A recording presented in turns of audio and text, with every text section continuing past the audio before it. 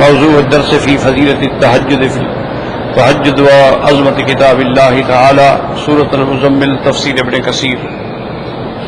الحمد للہ رب العالمین والصلاة والسلام علی اشرف الانبیاء وسید المرسلین سیدنا محمد وعلی آلہ واصحابہ اجمعین. اللهم صل على سيدنا محمد وعلى آل سيدنا محمد كما صليت على إبراهيم وعلى آل إبراهيم في العالمين إنك حميد مجيد. أعوذ بالله من الشيطان الرجيم. بسم الله الرحمن الرحيم. يا أيها المزمل قم الليل إلا قليلا نصفه ومنقص منه قليلا أو زد عليه ورتل القرآن ترتيلا. إنا سنلقي عليك قولا ثقيلا. إن ناشئة الليل هي أشد وطئا وأقوم قيلا. إن لك في النهار سبحا طويلا. واذكر اسم ربك وتبتل إليه تبتيلا. رب المشرق والمغرب لا إله إلا هو فاتخذه وكيلا. قال المؤلف والمفسر رحمه الله تعالى أدام النفع بعلومه وعلومكم في الدارين آمين إلى أن قال. وقال ابن أبي حاتم حدثنا أبو سعيد الأشج قال حدثنا أبو أسامة عن مسعر عن سماك الحنفي سمعت ابن عباس رضي الله تعالى عنه يقول أول ما نزل أول المزمل كانوا يقومون نحوا من قيامهم في شهر رمضان وكان بين أولها وآخرها قريب من سنة. وهكذا رواه ابن جرير عن أبي كريب عن أبي أسامة به. وقال الثوري ومحمد بن بشر الأبدي كلاهما عن مسعر عن سماك عن ابن عباس كان بينهما سنة. وروى ابن جرير عن أبي كريب عن وكيع عن إسرائيل عن سماك عن إكرمة عن ابن عباس مثله. اب مفسر رحمت اللہ علیہ اس بات پہ دلائل ذکر فرما رہے ہیں کہ سورۃ المزمل کی ابتدائی آیات کا جو حکم ہے یہ کتنی مدت تک باقی رہا. بعض روایات میں آتا ہے کہ 6 مہینے اور بعض روایات میں آتا ہے جیسے ابھی ہم پڑھ رہے ہیں حضرت ابن عباس فرماتے ہیں کہ 1 سال تک یہ حکم باقی رہا. حضور پاک بھی اور صحابہ بھی تقریباً یعنی پوری رات عبادت فرماتے تھے جس کی وجہ سے ان کے پاؤں پہ بھی ورم آ گئی اور ان کی پنڈلیاں مبارک بھی سوج گئیں. تو یہ 1 سال رہا. 1 سال کے بعد پھر اللہ نے اس میں تخفیف کر دی. اور بعض روایات میں ہے کہ 16 مہینے تک یہ رہا. تقریباً 16 مہینے تک یہی کیفیت تھی تہجد پڑھنے کی. اور اسی طرح یہ بھی روایات ہیں کہ یہ حکم تو مکے میں آیا تھا لیکن اس کی جو فرضیت کا ختم ہونا ہے وہ مدینے میں آیا. یعنی گویا اول سورت جو ہے اس کا نزول جو ہے وہ مکی ہے اور آخر سورت جو ہے اس کا نزول جو ہے وہ بعد الہجرت ہے. تو بہرحال یعنی ایک راجح قول یہ ہے کہ تقریباً 16 مہینے تک یہ حکم جو تھا وہ باقی رہا. اچھا اب حکم کیا باقی رہا اس کو بھی سمجھ لو. ایک تو حکم یہ باقی رہا کہ بھی یہ نماز ایسے تھی جیسے فرض نماز, اور دوسرا حکم یہ تھا کہ کم از کم جو ہے وہ آپ یعنی آدھی رات عبادت آدھی رات آرام یا 2/3 آرام اور 1/3 عبادت, یہ حکم باقی رہا. یعنی اصل مثال کے طور پہ 9 گھنٹے کی رات ہے تو 3 گھنٹے جو ہے آپ تہجد میں لگائیں. پھر اس کے بعد یہ رعایت آ گئی کہ ان ربک یعلم انک تقوم ادنی من ثلثی اللیل. اللہ جانتے ہیں آپ کھڑے ہوتے ہیں, اور پھر اس زمانے میں گھڑیاں بھی نہیں تھیں, خوف ہوتا تھا پورا وقت کھڑا ہوا یا نہیں ہوا, کوئی کمی تو نہیں ہو گئی. کچھ بات رہ تو نہیں گئی، تو صحابہ ڈرتے تھے، تو اللہ نے فرمایا اب ہم نے رعایت کر دی ہے۔ ارے من سیکون منکم مرضی وآخرون یضربون فی الارض یبتغون من فضل اللہ، اللہ جانتے ہیں تم میں بیمار بھی ہوں گے، تم میں لوگ تجارت کرنے والے، کاروبار کرنے والے بھی ہوں گے، وآخرون یقاتلون فی سبیل اللہ، اور ایسے بھی ہوں گے جو اللہ کے راستے میں جہاد کے لیے نکلیں گے۔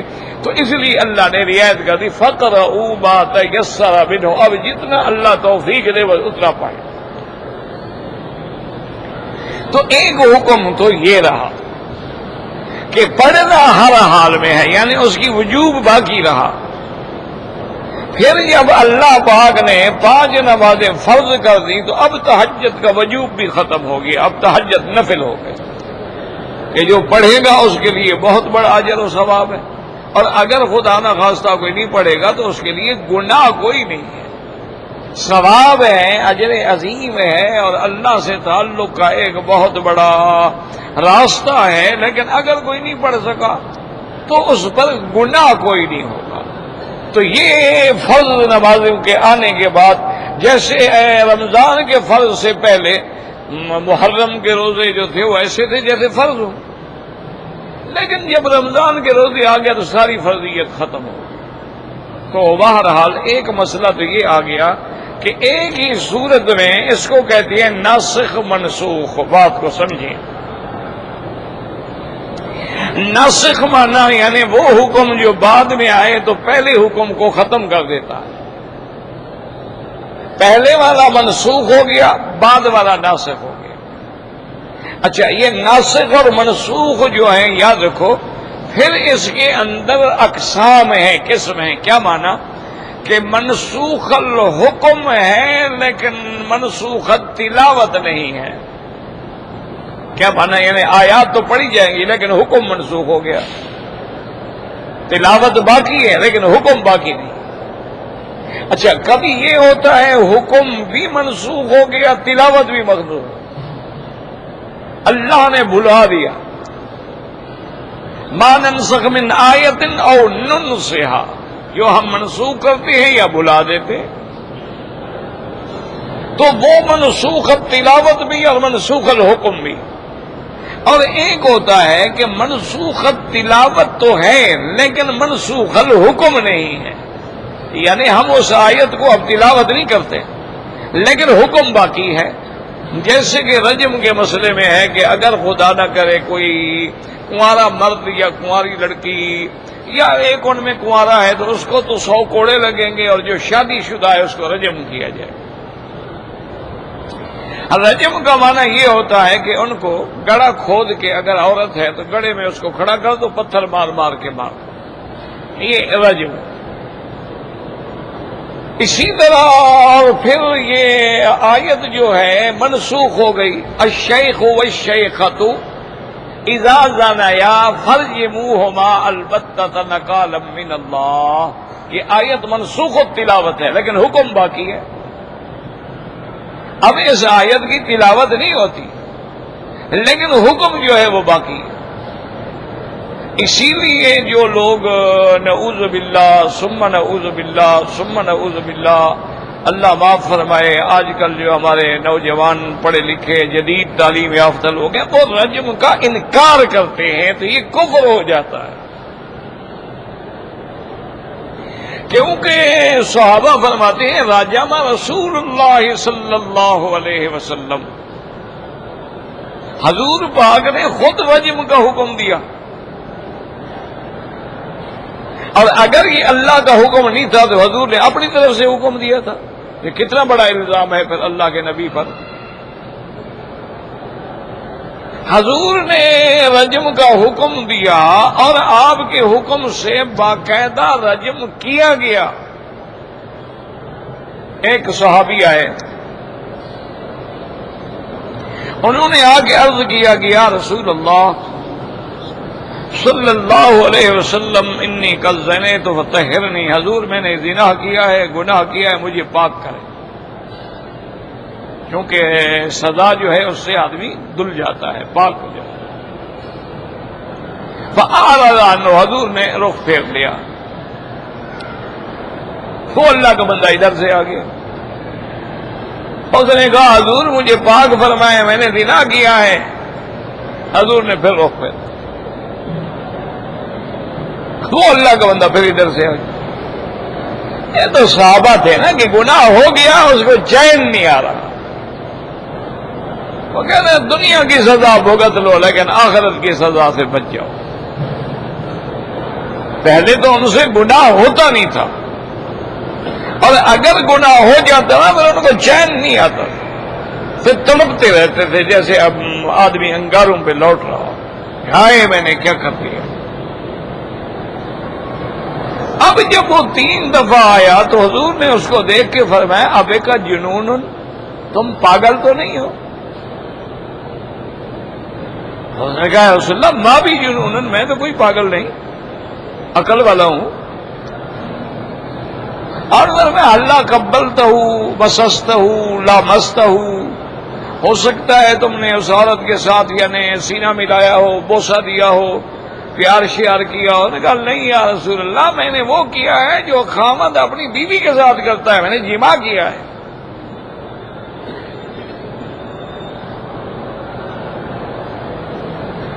اب حضور نے حکم دیا کہ لے جاؤ اس کو رجم کرو. تو اس لیے یاد رکھیں ہر حدیث میں حکمتیں ہوتی ہیں, اللہ ہمیں ان کے سمجھنے کی توفیق عطا فرمائے. حضور نے 3 دفعہ کیوں اعراض کیا؟ یہاں سے مسئلہ نکلا کہ ایسے معاملات میں کم از کم 3 دفعہ آدمی اقرار کرے, صرف 1 دفعہ کا اقرار کافی نہیں. اہم معاملہ ہے, جان کا معاملہ ہے, کسی کی جان جا رہی ہے, رجم ہونا ہے, پتھر مار مار کے مار دو کو مذاق ہے. تو اگر معاملہ اہم ہو تو کم از کم 3 دفعہ وہ کہے. اس لیے حضور نے رخ پھیرا رخ پھیرا رخ پھیرا. اور تیسری بات یہ ہے کہ باقاعدہ قاضی تسلی بھی کرے کہ یہ آدمی جو ہے کوئی مجنون تو نہیں, پاگل تو نہیں. ہو سکتا ہے اس کے دماغ میں کوئی جنون چڑھا ہوا ہو, کسی عورت کا عاشق ہو. تو عاشق بھی تو ماشاءاللہ پاگل ہوتے ہیں نا, چونکہ عشق کا پہلا لفظ ہی عین ہے, یعنی عقل چلی جاتی ہے نا.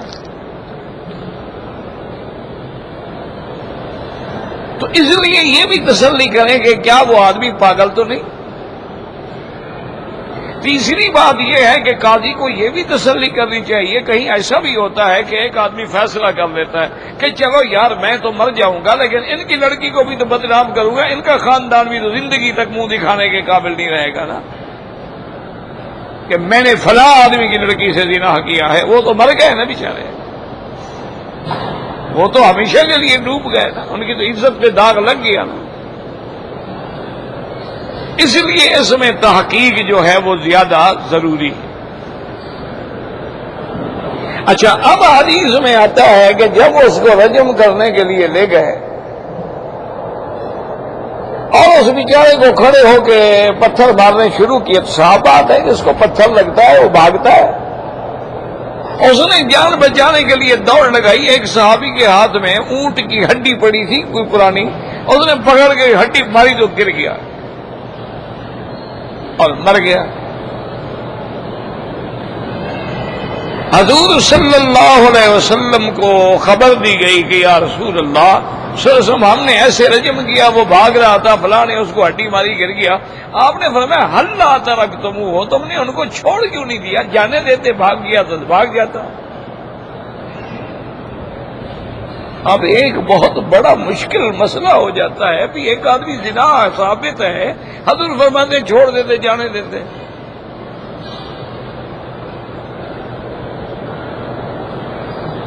اور پھر یہ ہے کہ باقاعدہ فقہاء نے شرط لکھی ہے کہ بھئی اس کو رجم کے لیے باقاعدہ گڑھا کھود کے اس کو کھڑا بند کر دو, بھاگ ہی نہ سکے. اور پھر اس کا سطر بھی نہ کھلے, ننگا نہ ہو جائے. تو حضور پاک نے ایسا کیوں فرما دیا؟ تو اس لیے ہمیشہ یاد رکھیں کہ فرمان رسول عربی صلی اللہ علیہ وسلم میں بڑی بڑی حکمتیں ہیں. اب اس کو سمجھنے والے یا صحابہ تھے یا تابعین تھے یا محدثین تھے یا فقہا تھے یا علماء تھے. اب فقہا نے اس سے ایک مسئلہ استنباط کیا. انہوں نے کہا کہ ایک زنا کا اس بات ہے بالشہود. کیا مانا؟ گواہوں نے دیکھا ہے کہ وہ زنا کر رہا ہے. اب اس کو تو کوئی رعایت نہیں دی جائے گی. ایک یہ ہے کہ نہ مدعی ہے نہ کوئی مدعیہ ہے نہ کوئی گواہ ہے، اس نے خود آگے اقرار کیا ہے، تو ایسے حالات میں اگر بھاگ سکتا ہے تو بھاگ جائے. دونوں میں فرق ہو سکتا ہے غصے میں کسی پر الزام لگا رہا ہو سکتا ہے کسی کو بدنام کرنا چاہتا ہو، لیکن اگر گواہ موجود ہے، اور گواہوں میں بھی شرط ہے کہ 4 گواہ ہوں، باقی ہر معاملے میں 2 گواہ ہیں. تمام یعنی آپ کا کروڑوں کا کاروبار ہے، کروڑوں کا سودا ہے. وَشْهِدُوا شَهِيدَيْنِ مِن رِجَالِكُمْ، بس 2 آدمی. فَإِن لَّمْ يَكُونَا رَجُلَيْنِ فَرَجُلٌ وَامْرَأَتَانِ، اگر 2 مرد نہیں ہیں تو پھر 1 مرد ہو 2 عورتیں ہوں، پھر بھی گواہی پوری ہو جائے گی. لیکن زنا کے معاملے میں 2 نہیں 4 گواہ گواہی ہے. اور 4 گواہوں میں باقی ہر معاملے میں عورت کی گواہی ہے، لیکن یہاں عورت کی گواہی بھی نہیں ہے. اسلام تو اسلام ہے نا کہ بھئی زنا کا مسئلہ ہے، تم عورت کو گواہ بنا کے کھڑا کرو گے اور کورٹ میں جناب وکیل تو اس کے بخیے دھیڑ کے رکھ دے گا، تم نے کیسے دیکھا، کیا ہو رہا تھا، کیسے زنا ہو رہا تھا، عورت کا رخ کدھر تھا، مرد کا کدھر تھا، ٹانگیں اوپر تھیں نیچے تھیں، پورے ننگے تھے. وہ تو اس کو ذلیل کر دے گا. اچھی گواہی دینے کے لیے عورت آئی، وہ تو خود بیچاری ننگی ہو گئی. اس لیے یہاں اسلام کہتے ہیں عورت کو مت بلاؤ، یہ اس کی جنس کا معاملہ ہے، اس میں اس کی گواہی نہیں لیں گے. اور 2 بھی نہ ہوں 4 ہوں. اچھا، اور اگر 4 آدمیوں نے یہ دیکھا کہ ایک خالی مکان میں ایک آدمی ہے، ایک عورت ہے، اور وہ ہے بھی غیر محرم، اس کا آپس میں کوئی رشتہ بھی نہیں، نہ بہن ہے نہ بیٹی ہے نہ بیوی ہے، تو اس پر بھی حد زنا نہیں لگے گی. اچھا، ایک آدمی نے دیکھا کہ کسی نے غیر عورت کو پکڑا ہوا تھا اور بوسے دے رہے تھے، وہ اس کو چاٹ چوم رہا تھا، اس کو چاٹ چوم، اس پہ بھی حد زنا نہیں لگے گی. اگر ہم نے دیکھا کہ ایک کمرے میں ایک عورت مرد ہے اور دونوں ننگے ہیں، پھر بھی حد نہیں لگے گی. اسلام ہے نا، اسلام یہ چاہتا ہے کہ ہر کسی کو کوڑے مارنے نہ شروع کر دو، حد بڑی سخت چیز ہے، لیکن اگر ثابت ہو جائے تو پھر ایسی سزا دو کہ دنیا سے جڑ کٹ جائے اس گناہ کی، ورنہ کوشش کرو ان کو بچانے کی. تندرع الحدود بالشبہات، اگر تھوڑا شبہ ہو جائے ہاتھ چھوڑ دو. اسلام کا منشا یہ ہے کہ اگر مجسٹریٹ ہے یا جج ہے، غلطی میں 10 بندوں کو چھوڑ دے وہ بہتر ہے، بجائے اس کے غلطی کر کے 1 کو سزا دے دے. سزا دینے سے چھوڑ دینا کوئی بات نہیں. تو اسلام نے اتنا سخت سزا رکھی، ثابت کرنا بھی سخت رکھ دیا. 4 گواہ اکٹھے ہوں، آنکھوں سے دیکھیں، یہ ممکن ہی نہیں ہے نا. مانا یہ ہے کہ کوئی کسی کو ایسی حدود کی سزا نہ دیا کرے. ہاں اگر اتفاق ہے کوئی، ویسے بعض لوگ اب تو اتنے بے حیا ہو گئے ہیں نا، جیسے جانور نعوذ باللہ عمل کرتے ہیں، اسی طرح وہ سارے ایک کمرے میں 4 بندے ننگے ہو کے ایک دوسرے کے ساتھ عورتیں تبدیل کر رہے ہیں. اب 4 بندے آگے کھڑے ہو گئے، دیکھ لیا، تو پھر اس کو ایسی سزا دو کہ اس کا وجود ہی نہ رہے دنیا میں. اگر آپ کے کسی عضو میں گینگرین ہو گیا تو اب اس کو کاٹ دو، اب اس کو ساتھ نہ رہنے دو، سارے بدن کو گندا کر دے گا. اب اگر اس کا جرم اس طرح ثابت ہو گیا ہے تو پھر سزا بھی اتنی بڑی ہے. تو اب مسئلہ جو ہے جناب وہ یہ ہے کہ آیت الرجم جو ہے وہ منسوخ تلاوت ہے لیکن باقی الحکم ہے. اور ویسے بھی ایک بات یاد رکھو کہ قرآن میں دو ہی چیزیں ہیں نا، کتاب اللہ، رسول اللہ، اطیع اللہ و اطیع الرسول. اگر وہ آیت منسوخ والی نہ بھی کوئی مانے تو اللہ کے رسول نے جب رجم کی ہے بات ختم ہو گئی. بہت سارے لوگ ہیں نا ٹھوکر کھا کے، بڑے بڑے مولوی بیچارے یہاں پھسل گئے ہیں، اللہ معاف کرے، بڑے لوگ یعنی جنہوں نے تفسیریں لکھی ہیں قرآن کی وہ بھی پھسل گئے، رجم کا انکار کر بیٹھے، حالانکہ بہت بڑے لوگ تھے. بس انسان ہے نا جی، ذلت الاقدام ہے نا، پاؤں پھسل جاتے ہیں. اور پھر ہمیشہ یاد رکھیں کہ تیرنے والا ہی ڈوبتا ہے نا، جو کنارے پہ کھڑا رہے اس نے کیا مٹی ڈوبنا ہے؟ ڈوبے گا بھی تو وہی نا جو ان مسائل میں دخل دے گا. اور پھر اوپر استاد کا ہاتھ نہ ہو تو پھر ڈوبنا ہے.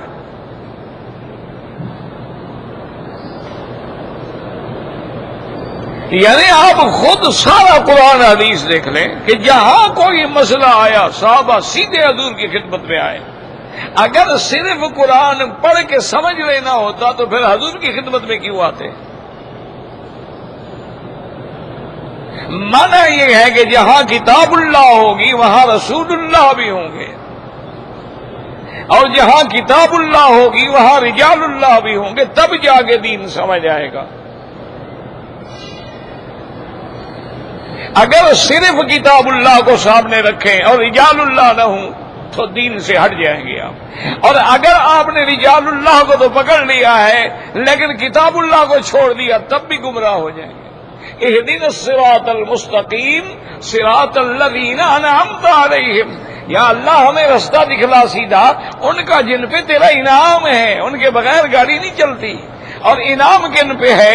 اولئک مع الذین انعم اللہ علیہم من النبیین والصدیقین والشہداء والصالحین وحسن اولئک رفیقا. اب نبی تو کوئی نہیں بن سکتا لیکن صدیق تو بن سکتا ہے، کیونکہ نبوت تو ختم ہو گئی. لا نبی بعدہ ولا رسول بعدہ ولا کتاب بعد کتابہ ولا شریعت بعد شریعتہ ولا معصوم بعد. اب نبوت تو بند ہو گئی لیکن صدیقیت حاصل ہو سکتی ہے، آدمی صدیقین میں آ سکتا ہے. اسی لیے حکم ہے یا ایھا الذین آمنوا اتقوا اللہ وکونوا مع الصادقین. صادقین کے ساتھ رہو گے تو صدیق بنو گے نا. تو اس لیے ہمیشہ یاد رکھیں کہ بڑے بڑے لوگوں سے، حالانکہ اسی بات کو ہی دیکھ لیتے کہ چلو بھائی تم منسوخ ناسخ نہیں مانتے ہو، اصل پتہ ہے انہوں نے انکار کیوں کیا؟ آیت رجم کا انکار کیوں کیا؟ اس کی وجہ سمجھو. اس کی وجہ یہ تھی کہ وہ کافروں کے اعتراضات سے متاثر ہو گئے کہ جب عیسائیوں نے اور یہودیوں نے اور ہندوؤں نے اور غلط فرق کے لوگوں نے اعتراضات شروع کیے، انہوں نے کہا عجیب بات ہے جی کہ آدمی ایک حکم کرتا ہے اللہ میاں، اس کے بعد اس حکم کو ختم کر دیتے ہیں. اگر پہلا حکم صحیح تھا تو ختم کیوں کیا؟ اور اگر پہلا حکم غلط تھا تو اللہ نے حکم غلط دیا کیوں؟ وہ اس مشکل میں پھنس گئے بیچارے کہ بھئی قرآن میں کیسے ناسخ منسوخ ہو سکتا ہے؟ قرآن اللہ کا کلام ہے، تو جب اللہ نے ایک حکم دیا ہے وہ تو علیم ہے، خبیر ہے، وہ تو سب کچھ جانتے ہیں. پر انہوں نے نعوذ باللہ ایسا حکم کیوں دیا تھا جو 6 مہینے کے بعد ختم کر دیا جائے گا؟ حکم ہی نہ دیتے. انہوں نے ان کے اعتراضات سے بچنے کے لیے کہا کہ بھئی یار ناسخ منسوخ کا کوئی مسئلہ نہیں، یہ علماء کی اصطلاحات ہیں لیکن اس کا کوئی مسئلہ نہیں ہے. لہذا آیت رجم جو کہتے ہیں منسوخ ہے، نہیں رجم ہے ہی کوئی نہیں. حالانکہ یہ نہ سوچیں کہ یہ تو قرآن میں ہے اللہ کے بندے کہ ما ننسخ من آیت او ننسها، تو اللہ نے فرمایا جو ہم منسوخ کر دیتے ہیں اب ساری شریعتیں جب میرے مدنی کی شریعت آ گئی تو منسوخ ہو گئی. اب جب اللہ نے ہمیں اس کعبے کا حکم دے دیا تو قبلہ اول کی طرف نماز پڑھنے کا حکم منسوخ ہو گیا. فول وجہ کا شطر المسجد الحرام کا حکم آ گیا. پہلا حکم جو تھا وہ ختم ہو گیا. اب ابتدائے سیام میں یعنی رات کو بھی آدمی اپنی بیوی کے ساتھ جماع نہیں کر سکتا تھا. روزے میں دن میں بھی منع، رات میں بھی منع. اور دوسرا حکم یہ تھا کہ جب آدمی روزہ رکھنے کے بعد رات کو مثال کے طور پہ عشاء کی نماز پڑھ کے تھکا ہوا تھا، سو گیا، اب سونے کے بعد جب اٹھے گا تو کھا بھی نہیں سکتا، روزہ شروع ہو گیا. رات کو بیوی سے ملنا بھی حرام تھا، سونے کے بعد اگر سو گیا ہے تو اب نہیں کھا سکتا ہے.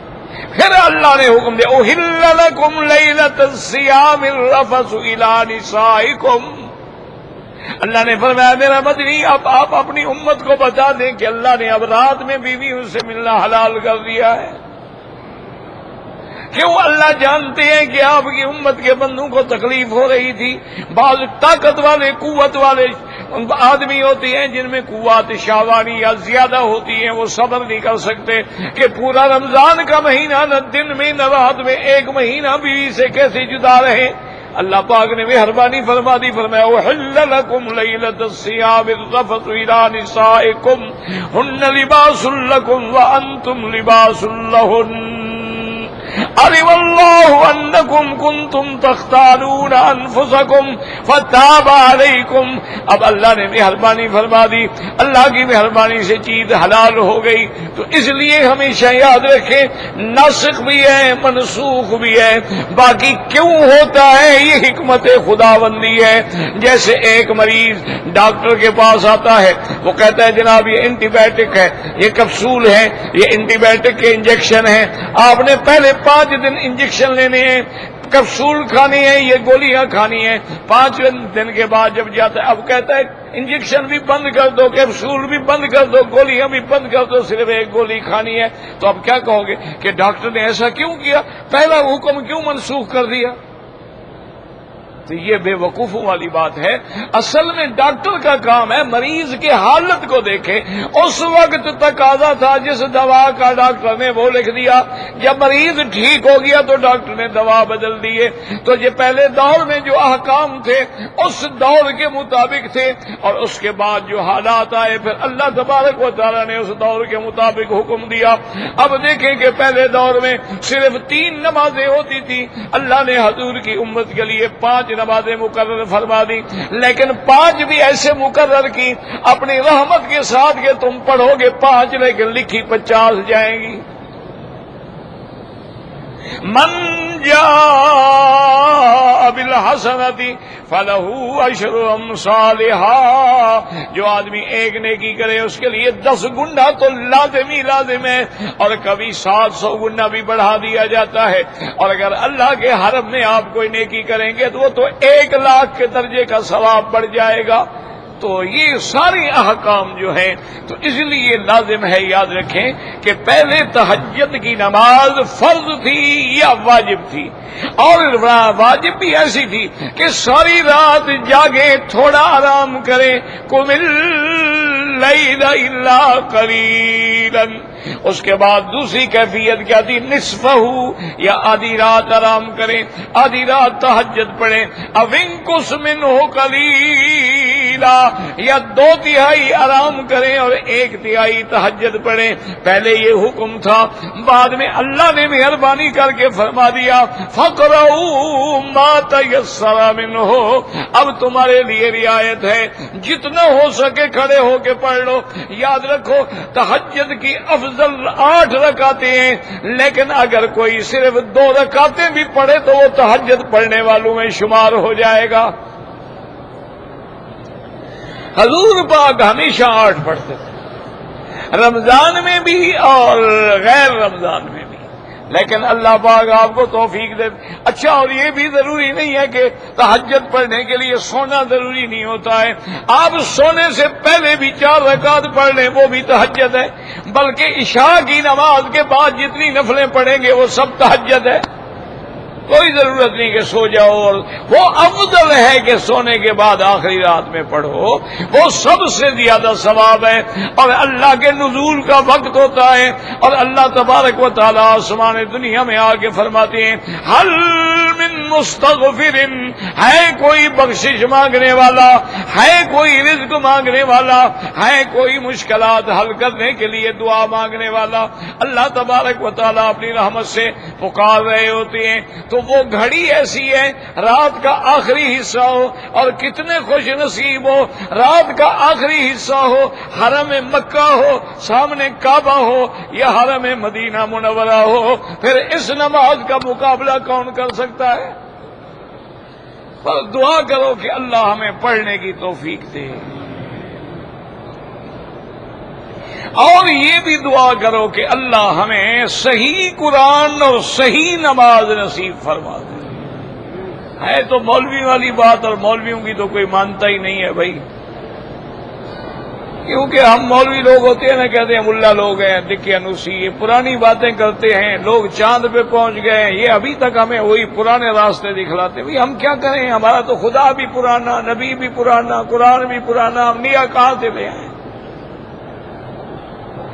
ہمیں تو دعا کرو یہ پرانا مبارک ہو، تمہیں کوئی نیا قرآن ملتا ہے تو پڑھ لو۔ ہمارے تو اللہ کی ذات بھی وہ ہے جو جب کچھ نہیں تھا تو وہ تھا، هو الاول والآخر والظاہر والباطن۔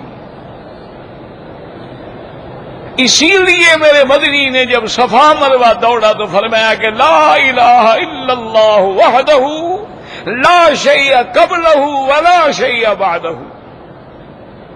لا الہ الا اللہ وحدہ نصر عبدہ اعز جندہ ہزم الاحزاب وحدہ لا شیء قبلہ ولا شیء بعدہ، لا الہ الا اللہ وحدہ لا شریک لہ، لہ الملک ولہ الحمد یحیی و یمیت وہو علی کل شیء قدیر۔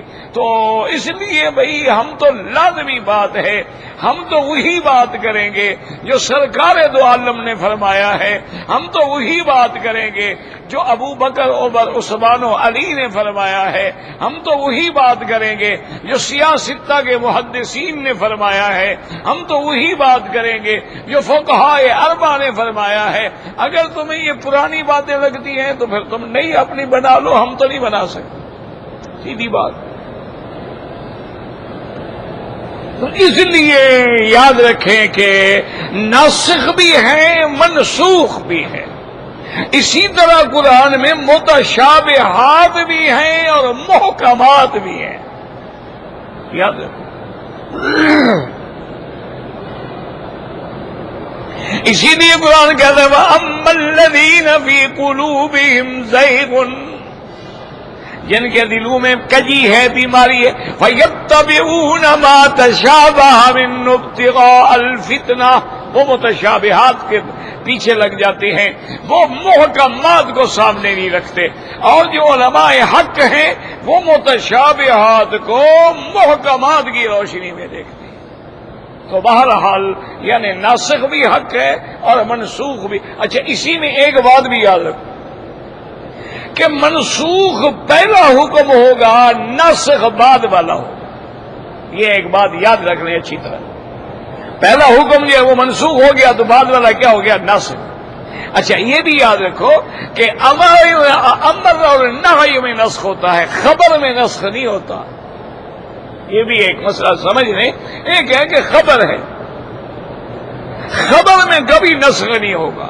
مثلا اللہ نے ہمیں خبر دی ہے کہ قوم لوط پہ اس طرح عذاب آیا، تو اب اس میں تو کوئی نسخ نہیں، خبر میں نسخ نہیں ہوتا۔ نسخ ہوتا ہے حکم میں، کہ پہلے حکم تھا کہ مسجد اقصی کی طرف نماز پڑھو، اب حکم آ گیا کہ نہیں قبلے کعبے کی طرف نماز پڑھو، تو پہلا امر جو تھا، حکم جو تھا، وہ منسوخ ہو گیا۔ تو ہمیشہ نسخ جو ہے وہ امر میں ہوگا، نہی میں ہوگا، یا جیسے پہلے میاں بیوی کا رات میں بھی ملنا منع تھا، یہ نہی تھی، لیکن بعد میں اجازت آ گئی تو نہی منسوخ ہوگا، خبر منسوخ نہیں ہوگی۔ یہ بات یاد رکھیں۔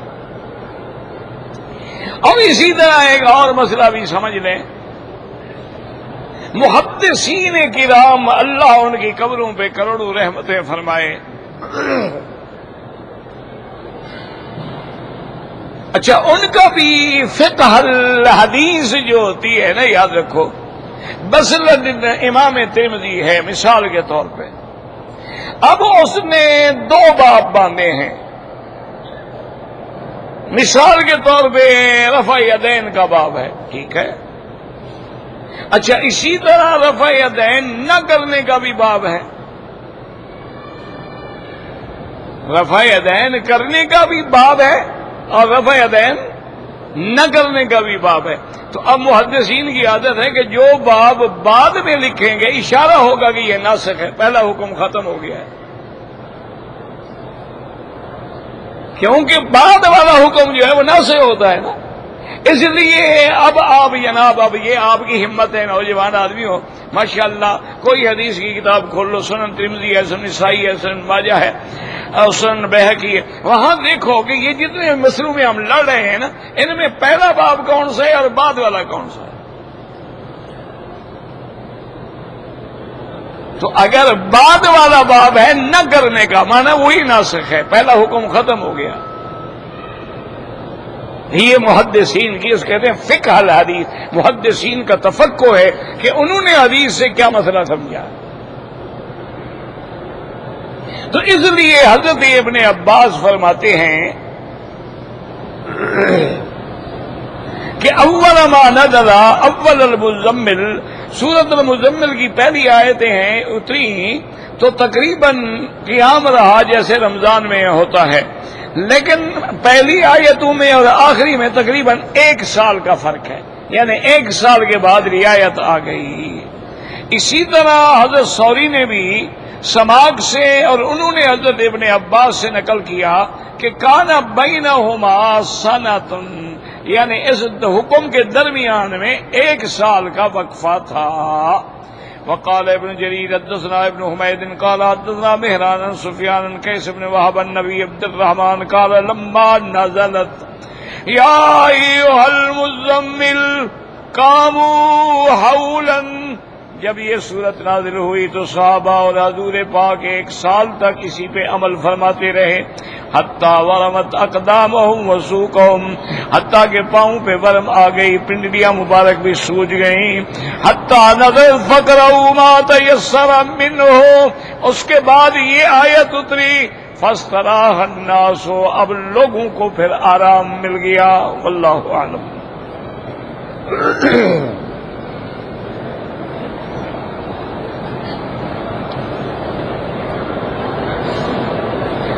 کہتے ہیں جی کہ نفلی حج کرنا افضل ہے یا ماں باپ کی خدمت؟ ماں باپ کی خدمت افضل ہے،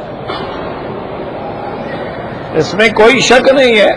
حتیٰ کہ بعض صحابہ آتے تھے نا حضور سے پوچھتے جہاد میں جانا ہے تو آپ فرماتے کہ حل میں نبوا کا ہی تمہارے والدین میں کوئی زندہ کہا ہے، آپ نے جاؤ ان کی خدمت کرو. تو نفلی دیکھیں نا، زندگی میں حج 1 دفعہ فرض، لیکن والدین کے مقام کو تو اللہ تبارک و تعالی نے قرآن میں کئی مقامات پہ ذکر فرمایا ہے. حتیٰ کہ ایک جگہ تو اللہ نے اپنے حقوق کے بعد والدین کا حق بیان کر دیا، حالانکہ اللہ کے حق کے بعد تو نبی پاک کا حق ہے.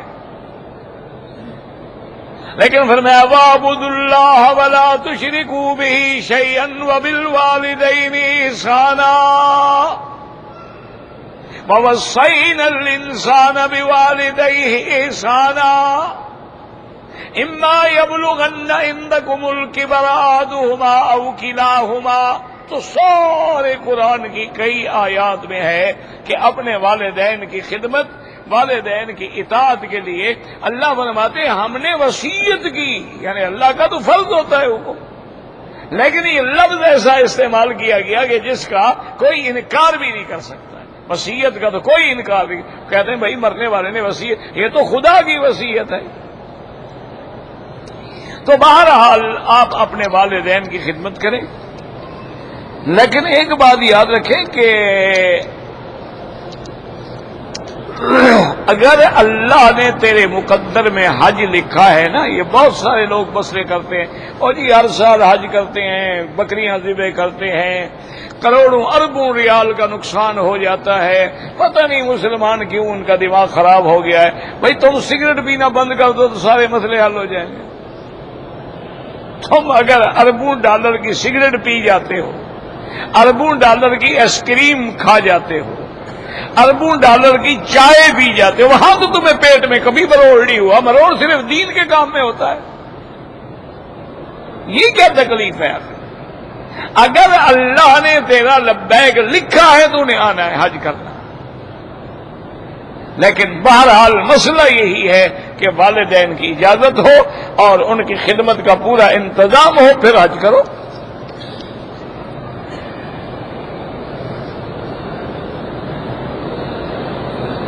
کہتے جی کہ آپ کے دادا نے بھی حرم میں درس دیا تھا، ابھی اس سے آپ کا کیا تعلق ہے؟ یہ کوئی مسئلہ ہے؟ اللہ کے بندے، میرے دادے نے تو کبھی درس نہیں دیا، والد صاحب نے دیا تقریباً 40 سال۔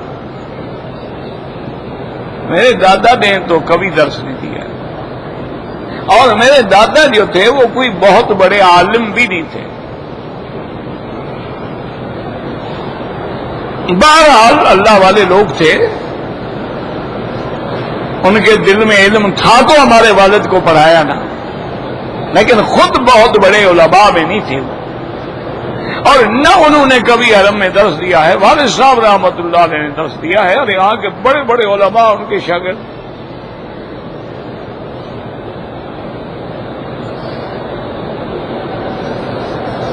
میری داڑھی کو میں ہمیشہ مہندی لگاتا ہوں، کالا خضاب میں نے کبھی نہیں لگایا۔ اب اعتراض کا میرے پاس حل کوئی نہیں۔ تم نفرت سے دور سے نہ دیکھا کرو نا، کبھی قریب آ کے بھی دیکھ لیا کرو کہ کالا ہے یا یہ مہندی والا کلر ہے۔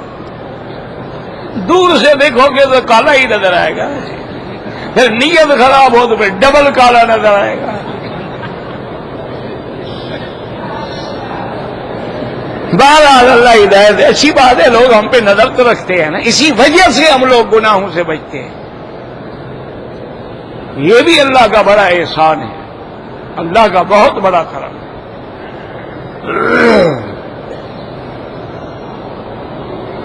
میں نے طواف کے 7ویں چکر میں پہلے 2 رکعت حتیم میں پڑھی ہیں، بالکل غلط ہے، تم نے اپنے طواف کو خراب کیا۔ بہرحال وہ 1 چکر پھر پورا کریں اور آئندہ کبھی ایسا نہ کریں۔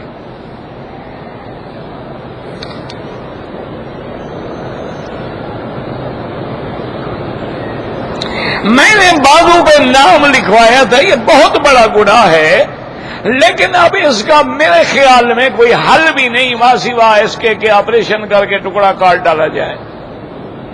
میرا خیال ہے، اللہ عالم، اگر حل ہے تو مٹا دو۔ مصورت دیگر یہی ہے کہ چھپا کے رکھا کرو بس، کہ وہ اگر مٹ ہی نہیں سکتا کیا کرے بیچارہ۔ اس وقت تو شوق ہوتا ہے نا، جنون ہوتا ہے نا، بندہ پاگل ہو جاتا ہے۔ کہتے ہیں جی کہ نماز جنازہ کے بعد دعا مانگنے کا جو مسئلہ ہے، پہلے مجھے یہ بتاؤ کہ جنازے میں آپ دعا کرتے ہیں یا گالیاں دیتے ہیں؟ ہاں جی، نہیں، آپ مجھے سمجھا دیں نا، یہ مولوی کی کیا ضرورت ہے؟ تمہارے پاس عقل نہیں ہے، اللہ نہیں دیا ہے۔ بھائی جنازہ جو پڑھتے ہو اس میں دعا دیتے ہو یا گالیاں دیتے ہو؟ اگر وہ دعا ہے اور دعا بھی وہ ہے جو محمد مصطفیٰ نے مانگی ہے، تو وہ دعا زیادہ افضل ہے یا بعد والی مولوی کی دعا زیادہ افضل ہے؟ تم خود سوچ لو، اللہ نے عقل نہیں دیا؟ جب ہم دعا کریں کہ اللہم اغفر لحینا ومیتنا وشاہدنا وغائبنا وصغیرنا وکبیرنا وذکرنا وانثانا، اللہم من احییتہ منا فاحیہ علی الاسلام، اللہم نقہم عن الخطایا کما ینقی الثوب الابیض من الدنس، اللہم اغسل خطایاہم من الماء والثلج والبرد، اللہم اکرم نزلہم وسع مدخلہم۔ ایسی دعا تمہارا مولوی جانتا ہے؟ اس کو تو ترجمہ بھی نہیں آئے گا ان لفظوں کا۔ تو یاد رکھیں کہ جنازے کے بعد جو دعا مانگنا ہے وہ بدعت ہے، اور ہر بدعت گمراہی ہوتی ہے۔ اگر جنازے کے بعد دعا ہوتی تو حضور پاک مانگتے، صحابہ مانگتے، اہل بیت مانگتے۔ تمہیں 1400 سال کے بعد مسئلہ سمجھ آیا ہے؟ اچھا یاد رکھو، قبر پہ دعا مانگنا سنت ہے۔ جب مردے کو دفن کر لو وہاں قبر میں دعا مانگو کہ یا اللہ اس کو ثابت قدم رکھ، سوال جواب میں کامیاب فرما، اس کی قبر کو جنت بنا، وہ تو سنت ہے۔ جنازے کے بعد جو دعا ہے یہ بدعت ہے، اور بدعت جو ہوتی ہے اس کا حضور نے فرمایا کل بدعت ضلالہ، وہ گمراہی ہے۔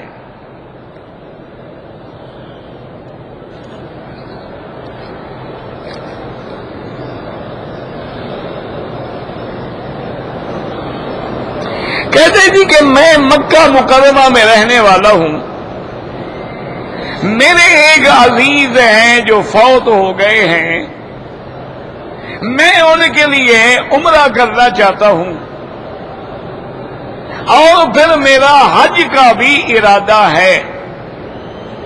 بھائی بات یہ ہے، اصل مسئلہ یہ ہے کہ جو لوگ مقیم مکہ ہیں، یعنی مکے میں مستقل رہنے والے ہیں، یا رمضان شریف سے پہلے آ گئے اب یہی رہ رہے ہیں، وہ بھی مکی کے حکم میں ہیں۔ یعنی جو لوگ رمضان میں آ گئے اب ان کا ارادہ ہے ہم یہی رہیں گے، وہ بھی مکی کے حکم میں ہیں۔ ان کے لیے امام ابو حنیفہ رحمت اللہ علیہ فرماتے ہیں حج کے مہینوں میں ان کو عمرہ نہیں کرنا چاہیے، اور یہ حج کے مہینے ہیں شوال، ذی القعدہ اور ذی الحجہ۔ اگر آپ نے کرنا ہے تو بعد میں کر لیں حج کے، کیونکہ وہ فرماتے ہیں کہ آدمی اختلاف کا شکار ہو جاتا ہے۔ اگر عمرہ کرے گا کیا وہ متمتع ہے؟ اور مکے والوں کے لیے تمتع ہے ہی نہیں۔ تمتع اور قران ان کے لیے ہے ذالک لمن لم یکن اہلہ حاضر المسجد الحرام، جو مکے کے رہنے والے نہ ہوں وہ تمتع کریں اور قران کریں، جو مکے کے رہنے والے ہیں وہ افراد کریں گے۔ تو اس لیے میرا مشورہ یہ ہے کہ تم حج کے بعد ان کے لیے عمرہ کرو، ابھی اس کے لیے طواف کر کے دعائیں کرو، نماز پڑھ کے دعائیں کرو، قرآن پڑھ کے دعائیں کرو۔ اور اگر کوئی آدمی عمرہ کر لے گا تو پھر امام شافعی رحمت اللہ علیہ، امام احمد ابن حنبل رحمت اللہ علیہ کے نزدیک وہ متمتع ہے، وہ کہتے ہیں عمرہ بھی کیا حج بھی کیا، تمتع ہے، اس کو پھر تمتع کی بکری رکھنی پڑے گی، یعنی پہلے کنکری مارے گا، پھر جانے کے بعد قربانی کرے گا، اس کے بعد سر منڈائے گا۔ اور امام ابو حنیفہ فرماتے ہیں چونکہ اس کو عمرہ کرنا منع تھا لیکن اس نے عمرہ کیا ہے، اس کو دم جبر دینی ہوگی، یعنی ایک بکری تو دینی ہوگی لیکن یہ جرمانے کی بکری ہے، یہ تمتع کی بکری نہیں ہے۔ وہ کہتے ہیں اس کا تمتع نہیں ہوگا اس کا حج افراد، لیکن اس کو دم پڑ جائے گی۔ تو اس لیے کیوں اختلاف میں پڑتے ہو؟ بچ جاؤ، بعد میں عمرے کر لینا۔ ایسا کام کیوں کرو جس میں اختلاف آ جائے؟ وہ کام کرو جس میں اختلاف نہ ہو، کسی کا بھی اختلاف نہ ہو۔ ہمیشہ کوشش یہی کیا کرو۔ اب دیکھیں نا، مثلا آپ نے عصر کے بعد طواف کیا، عصر کے بعد طواف کرنے کے بعد جو 2 رکعت ہے، اگر آپ نے عصر کے بعد پڑھی تو ایک حدیث بھی مخالف ہے اور امام بھی مخالف ہے۔ امام ابو حنیفہ فرماتے ہیں عصر کے بعد نماز نہیں ہے، چونکہ حدیث ہے کہ عصر کے بعد کوئی نماز نہیں۔ تو اگر آپ مغرب کے بعد 2 رکعت پڑھیں گے تو کوئی حدیث مخالف نہیں ہے نا، کوئی قول بھی آپ کے مخالف نہیں ہے۔ تو لہذا کوشش کیا کریں کہ آدمی وہ عمل کرے جس میں کسی حدیث مبارک کی مخالفت نہ آئے۔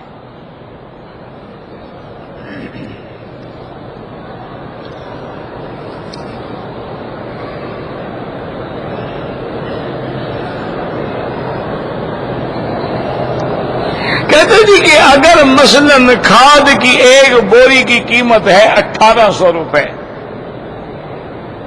اور وہ کہتا ہے کہ میں پیسے فصل پہ لوں گا تو بیچوں گا میں 2500 روپے میں، تو بہرحال یہ جائز ہے، منع نہیں ہے، یہ سود نہیں ہے۔ اس کی وجہ یہ ہے کہ معنی یہ ہو گیا کہ ایک چیز کی نقد قیمت 1800، ادھار قیمت 2500، آپ نے 2500 میں یہ چیز خریدی ہے، اس لیے سود نہیں بنتا۔ سود تب ہوتا ہے کہ میں کہوں کہ مجھے 1800 روپے دے دو، 2 مہینے کے بعد میں تمہیں 2500 دوں گا، تو یہ سود ہے۔ یہ پیسے کس چیز کے بدلے میں دے رہا ہوں؟ وہ تو میں نے چیز بیچی ہے، بھئی یہ چیز ہے، نقد لو اتنے کی ہے، ادھار لو اتنے کی۔ تم نے کہا مجھے وہی ادھار والا پسند ہے، ٹھیک ہے لے جاؤ، تو میں نے اس کے بدلے میں تمہیں چیز دے دی ہے، تو اس لیے وہ سود تو نہیں بنتا۔ لیکن علماء جو ہیں محققین علماء وہ کہتے ہیں ایسے کام سے بھی پرہیز کرو، بچو اس کا۔ وہ کہتے ہیں نہیں بنتا، لیکن شکل تو بن جاتی ہے، شکل تو وہی ہے نا، 1800 کے بجائے 2500 لو، تو اس لیے بچنے کی کوشش کریں، لیکن بہرحال ہم اس کو حرام نہیں کہیں گے۔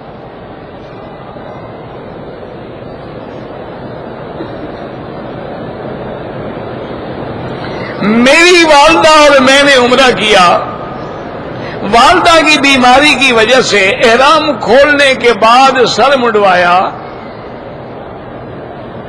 تو احرام کھولنے کے بعد سر منڈوایا کیا مطلب یعنی؟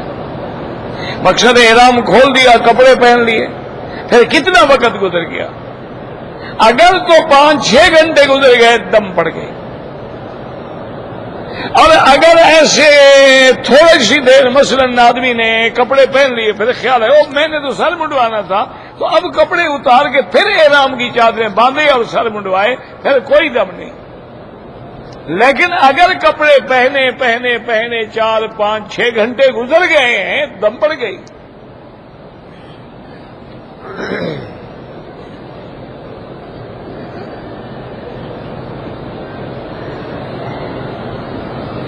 کہتے جی کہ میں نے آج عمرہ کیا ہے، لیکن طواف کرتے ہوئے میں نے اجتباء نہیں کیا، یعنی دایاں کندھا نہیں نکالا، مجھے بھول گیا، کوئی جرمانہ نہیں، ثواب نہیں ہوا تمہیں۔ اجتباء اور رمل کا اپنا ایک ثواب ہے، سنت محمد مصطفیٰ ہے صلی اللہ علیہ وسلم، لیکن تمہارا عمرہ بھی ٹھیک ہے، طواف بھی ٹھیک ہے، جرمانہ بھی کوئی نہیں۔ لیکن آئندہ ایسی غلطی نہ کریں کہ جب حضور پاک نے اجتباء فرمایا ہے، حضور پاک نے رمل فرمایا ہے، تو وہ سنت ہے، اس لیے اس پہ عمل کرنے کی کوشش کیا کریں۔ واللہ اعلم۔ ربنا تقبل منا انك انت السميع العليم وتب علينا انك انت التواب الرحيم۔ اللهم انت ربي لا اله الا انت الاحد الصمد الفرد الذي لم يلد ولم يولد ولم يكن له كفوا احد۔ اللهم انت ربي لا اله الا انت الحنان المنان بديع السماوات والارض يا ذا الجلال والاكرام، يا ذا الجلال والاكرام، يا ذا الجلال والإكرام۔ اللهم اجعل لنا وللمسلمين من كل هم فرجا، ومن كل ضيق مخرجا، ومن كل بلاء عافيا۔ اللهم اصلحنا واصلح بنا واصلح اولادنا واولاد المسلمين۔ اللهم اصلح شبابنا وشباب المسلمين۔ اللهم اصلح بناتنا وبنات المسلمين۔ اللهم اصلح نياتنا ونيات المسلمين۔ اللهم اصلح ذرياتنا وذريات المسلمين۔ اللهم اصلح لنا شاننا كلها فلا تكلنا الى انفسنا طرفة عين قط ولا اقل من ذلك۔ اللهم لا تجعلنا من القانتين ولا تردنا عن بابك خائبين۔ اللهم اشفنا واشف مرضانا وارحم موتانا واستجب دعاءنا ولا تخيب رجاءنا برحمتك يا ارحم الراحمين۔ یا اللہ عالم اسلام کی عزت و غلبے کا فیصلہ فرما، یا اللہ کفار کی ذلت اور شکست کا فیصلہ فرما دے، یا اللہ عالم اسلام کی حفاظت فرما، یا اللہ مسلمان جس ملک میں ہیں ان کی جان مال آبرو عزت کی حفاظت فرما، یا اللہ بیماروں کو شفا عطا فرما، بے حیاؤں کو حیا عطا فرما، بے دینوں کو دین عطا فرما، بے اولادوں کو اولاد عطا فرما، جن کی اولاد ہے ان کو صالح بنا، بے روزگاروں کو روزگار عطا فرما، جن کے گھروں میں بچیاں ہیں ان کے رشتے آسان فرما، یا اللہ ہمیں مانگنا نہیں آتا، بغیر مانگے عطا فرما۔ ربنا آتنا فی الدنیا حسنۃ وفی الآخرۃ حسنۃ وقنا عذاب النار۔ صلی اللہ تعالی علی خیر خلقہ سیدنا محمد وعلی آلہ وصحبہ اجمعین. اللهم صل علی سیدنا محمد وعلی آل سیدنا محمد كما صليت على إبراهيم وعلى آل إبراهيم في العالمين